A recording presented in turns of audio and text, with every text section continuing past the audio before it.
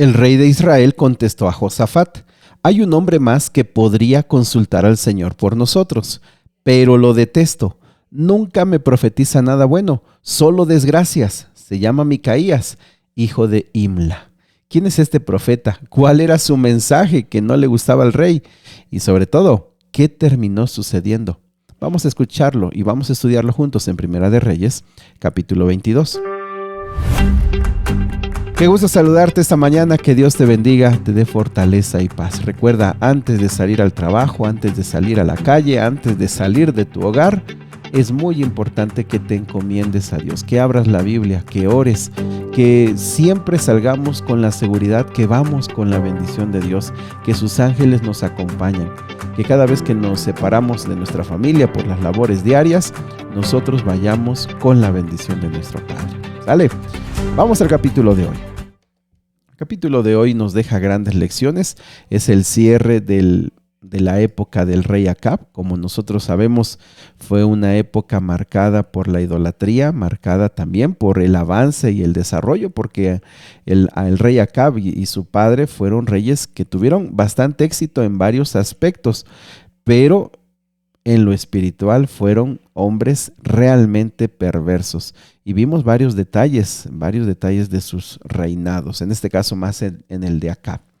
Pues creo que también una de las grandes lecciones que desde ahora te comento es que en este capítulo vemos que como seres humanos preferimos muchas veces escuchar a las personas que nos tranquilizan, pero escuchar a las personas que nos confrontan, los que piensan diferente, como que nos molesta. Y eso, mis amigos, es uno de los grandes errores de la vida, en todos los aspectos, en lo familiar, en lo laboral, en la escuela, en todos los aspectos. La gente le gusta rodearse de los que piensan solo como él, solo como ellos. Y eso es bueno por una parte, pero te digo, si no tienes voces que te confronten, que te hagan ver otra perspectiva, que te hagan pensar de otra manera, que te hagan evaluarte, la verdad que corremos riesgos muy graves. Bien, este capítulo lo vemos por lo menos dividirse en 4 secciones. La primera, del versículo 1 al versículo número 4, es una alianza que se formó. El versículo 1 dice que hubo paz. Vamos a ver cómo estaba esa situación. Dice que hubo 3 años de paz, no hubo guerra entre Aram e Israel. ¿Quién era Aram? Aram es otra forma de llamarle a los sirios. Te digo, los sirios eran una nación pequeña que estaba un poquito más al norte de Israel, eran vecinos, y los sirios habían estado teniendo muchos conflictos con Israel, con Acab, pero por esos tiempos se estaban levantando y haciéndose cada vez más fuertes los asirios que están más lejos. Los asirios estaban empezando a hacerse muy fuertes, de hecho lo van a llegar a hacer y finalmente van a destruir Israel.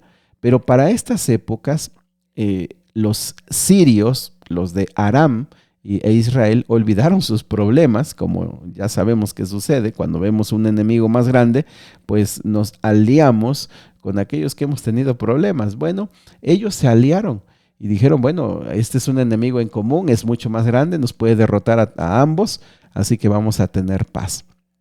Ellos tuvieron paz y se entiende que también los sirios, los de Aram, le devolvieron las ciudades que tenían conquistadas de parte de Israel.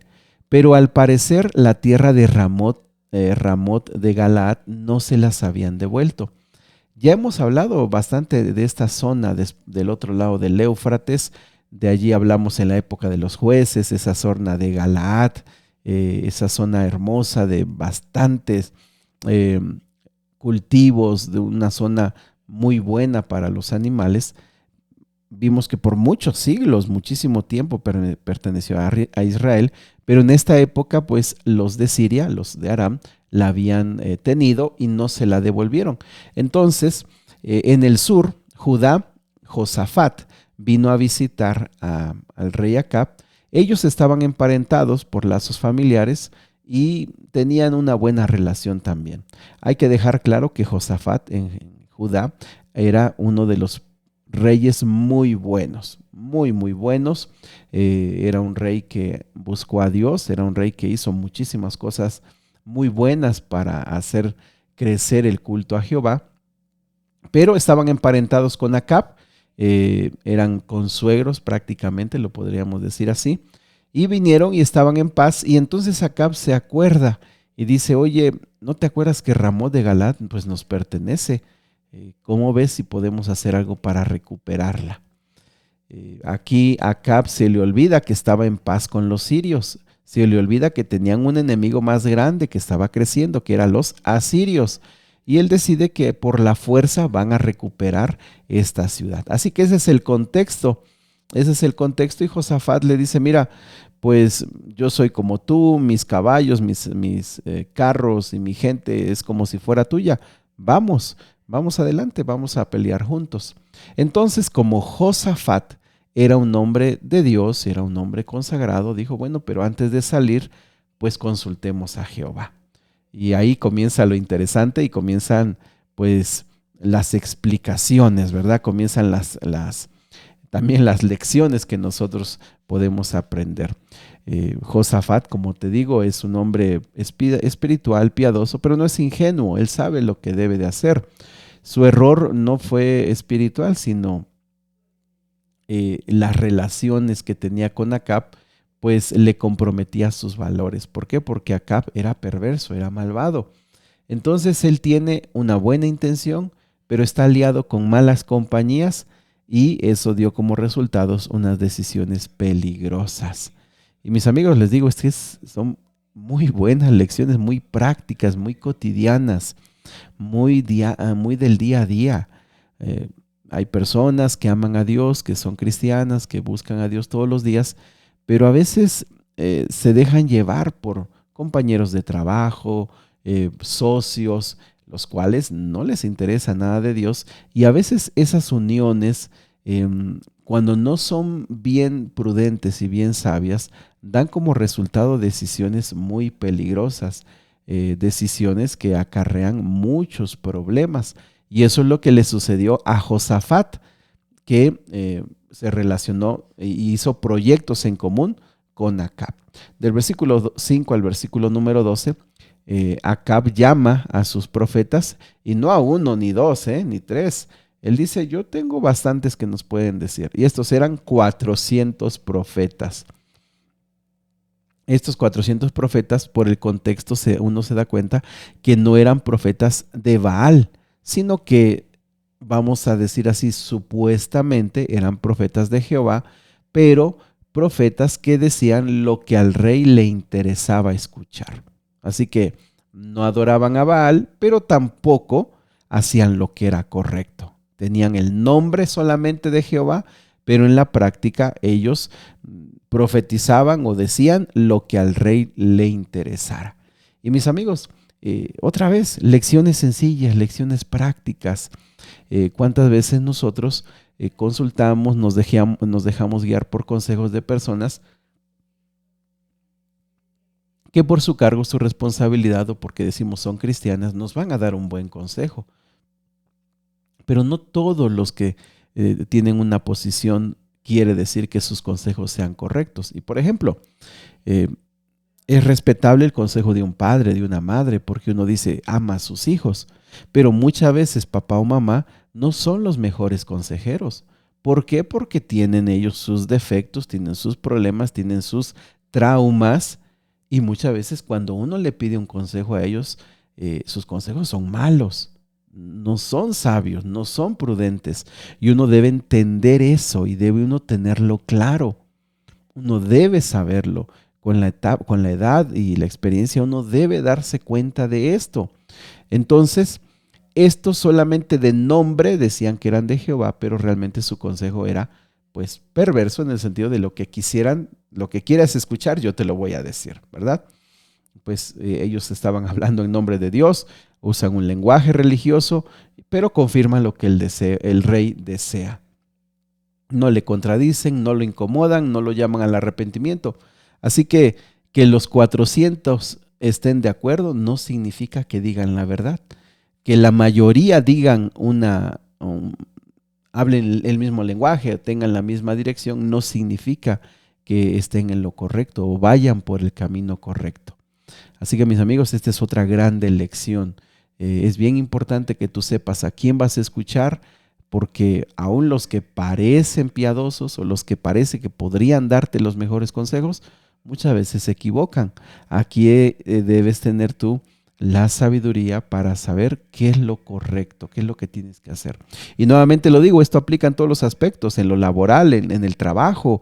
Hay gente, supervisores, gente de experiencia, gente que ha caminado y tú dices, me va a dar un buen consejo porque es tal persona. Pero, ¿de verdad quiere tu bien? ¿De verdad lo que te va a decir te va a beneficiar o no? Es para pensar, ¿no? Es para evaluar. Josafat, versículo número 7, sospecha y dice, ¿habrá alguien aquí? Josafat, como lo sabemos, volvemos a decir, él es el rey de Judá, un hombre consagrado, un hombre piadoso. Dice, ¿habrá alguien más que sea profeta de Jehová? Cuando los 400 están en lo mismo, él sospecha, esto no es correcto. Aquí no es, no es correcto. Así que yo quiero otra voz. Versículo 8 en adelante, dicen, bueno, si hay uno, uno se llama Micaías, Micaías, la verdad, siempre me dice lo que no quiero escuchar, siempre dice las cosas en contra, y se le llama, fíjate qué interesante, Acab, con todo y lo malvado que es, lo mandan a traer, y él dice, y le dicen cuando lo van a buscar, oye, ¿por qué no apoyas para que vayan a la guerra? Y él dice, diré solo lo que Dios me diga. Y eso es lo importante de un profeta, es que como lo vemos en la Biblia, los profetas no vienen a darle gusto a nadie. Regularmente los profetas son duros, son drásticos, son bien definidos en lo que van a decir. Y aunque amen al pueblo de Dios y amen a los reyes, porque pues al final de cuentas están allí porque Dios los puso, pero ellos son muy determinados en lo que piensan, porque es un mensaje de Dios, ese es su trabajo. Así que él, de primera intención, le dicen, debemos ir o no a pelear por estas tierras. Y él dice, vayan, Dios les va a bendecir. Pero seguramente en la manera que lo dijo, se vio con cierta ironía, con cierto sarcasmo, perdón, que Josafat le dijo, díganos la verdad. Los reyes dijeron, di la verdad. Y él dijo, ¿sabes qué? Yo vi a todo el pueblo, va a huir, les va a ir mal, no van a ganar y al contrario, van a morir, ¿verdad? Entonces se molesta el rey Acab, dice, vayan a encerrarlo para que quede de testimonio que cuando yo regrese bien, pues todos sepan que él es un mentiroso. Así que salen a la batalla, salen al combate, y fíjate qué interesante, Acab tiene esa duda y si realmente tiene razón este profeta, así que hace un plan. Me voy a vestir, me voy a poner una vestimenta de cualquier soldado y tú, Josafat, vete con la vestimenta real. Fueron al combate, lo que no contaban es que el rey de Aram dijo, sabes, no matemos a nadie, vámonos solo directo contra el rey. Y sabes que cuando estaban ya a punto de matar al rey pensando que era Acab, Josafat dice, no, soy yo, no soy Acab. Al parecer, los que iban con esta intención se apartaron de allí y un soldado al azar tiró una lanza. Al azar, el arco. Tiró una lanza. ¿Sobre quién cayó? Sobre Acab. ¿En dónde cayó? Justo donde se unía su armadura. En una pequeña rendija imposible, allí fue a dar la flecha. Se desangró en el campo de batalla, allí murió, regresó, lo enterraron en la ciudad, el carro lo lavaron en el estanque, a donde se bañaban las prostitutas, como símbolo también de un lugar de cierto oprobio, y allí los perros lamieron la sangre de Acab como estaba profetizado. Así que las lecciones son sencillas. Aquí se dijeron, se expusieron. La palabra de Dios puede ser dura, pero es verdad y es para nuestro bien. La gente que te miente, la gente que siempre dice lo que tú quieres escuchar, puede ser que lo que termine haciendo es tu propio mal. Si tú y yo no tenemos la nobleza de escuchar varias voces y escuchamos solo las que nos convienen o nos gustan, corremos grandes riesgos. Corremos grandes riesgos de poder cometer errores. Pero sobre todo, mis amigos, no podemos desafiar a Dios. Si Dios nos ha dado señales, no podemos pensar que en el camino va a cambiar. El Señor fue determinado y finalmente se cumplió. Pero bueno, aquí estamos para escuchar las historias y podemos cambiar de opinión, cambiar el rumbo, porque hoy es un buen día para tomar otra decisión. Padre, bendícenos hoy. Ayúdanos a evaluar esta historia, pensar cómo nos puede ayudar esta historia. Y si en algo estamos fallando, que hoy podamos hacer un cambio. Te lo pedimos, Señor, en el nombre de Jesús. Amén.